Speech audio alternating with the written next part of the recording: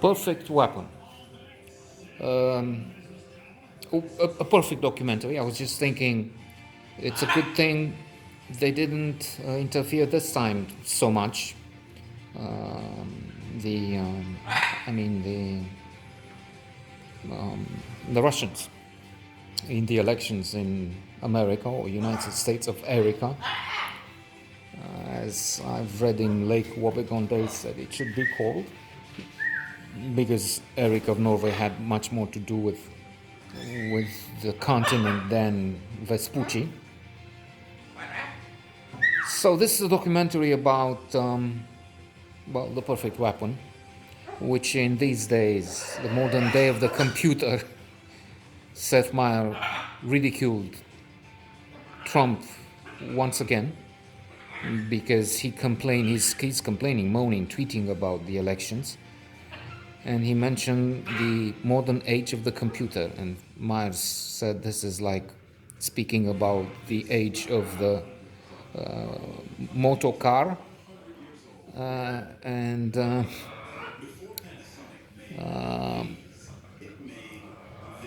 anyway, it's a good thing. Maybe it looks like we will say goodbye to the fool in the next few hours. It reached the point where Biden passed him in Georgia, in Pennsylvania he's close, but using math is going up. So Georgia, I mentioned Georgia, Nevada, Arizona. Anyway, so in this age, hackers, cyber attacks have become a perfect weapon. And I will refer to two cases mentioned in this splendid document, film.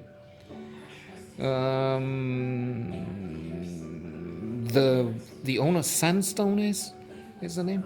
The owner of casinos and other property, of course, one of those revolting, loathsome billionaires, spoke about annihilating Iran, something like that. Well, if they misbehave, you know what will happen. A missile will just go from the desert, and it will be desert. He didn't use these words, but anyway, very, very aggressive, very vicious, very. And the answer was swift, and quite prompt. They attacked the infrastructure online of the casinos, and the damage was severe. I'm laughing a little because I'm not a fan of Iran. I'm just saying that the infrastructure set in place by Obama was superior to what the idiot that may have a few hours. Well, he has until January, but may have a few hours left because in the background, if you're hearing, in a few hours, it may be Hasta la Vista, baby. So he just came and said, "Oh, look, the art of the deal," and so on. But he just tore apart the arrangement signed by the U.S., countries in Europe, Russia with Iran, which was not perfect. Nothing is perfect, but better than the void, the vacuum he created. Plus, there's one thing: there's the loathsome Iranian apparatus with the fundamentalist crazy, ultimately crazy, mad ayatollahs and those in the regime. They have the sort of a militia, and the people. The president turns radical once in a while, but seems to be a guy you can talk with.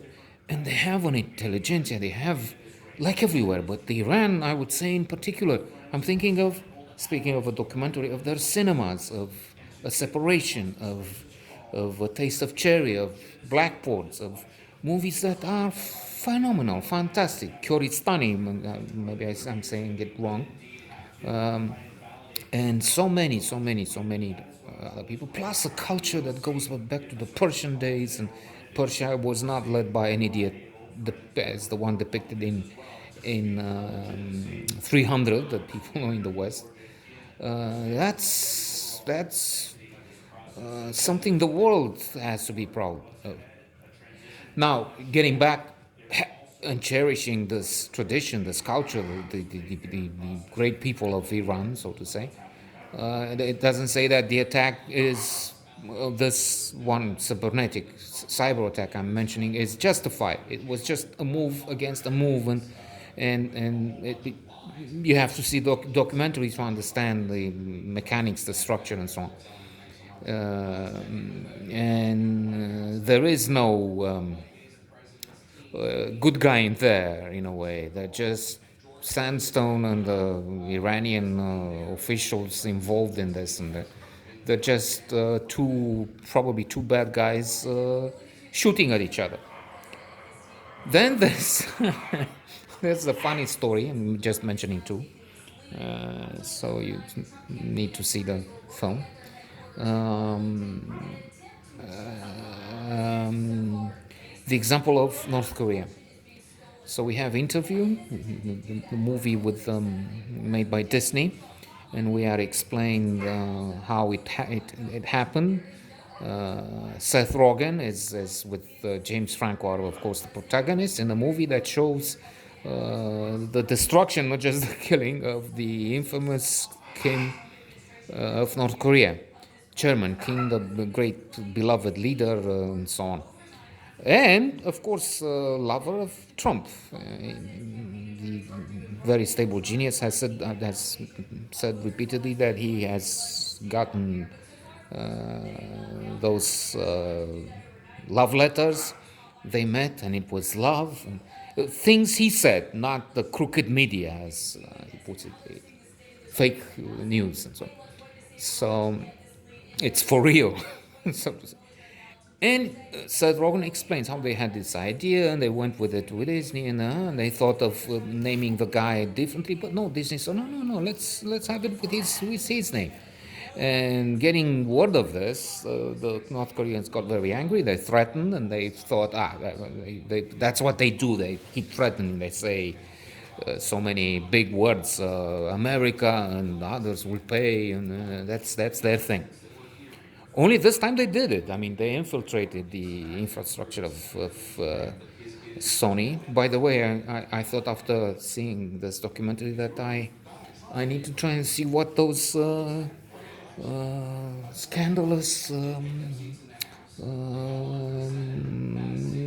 inside stories were, because they brought up emails, people saying Angelina Jolie is so unpleasant, and she's a diva. And they don't like her, and I wonder what I should look up some of those things, because it could be some interesting trivia.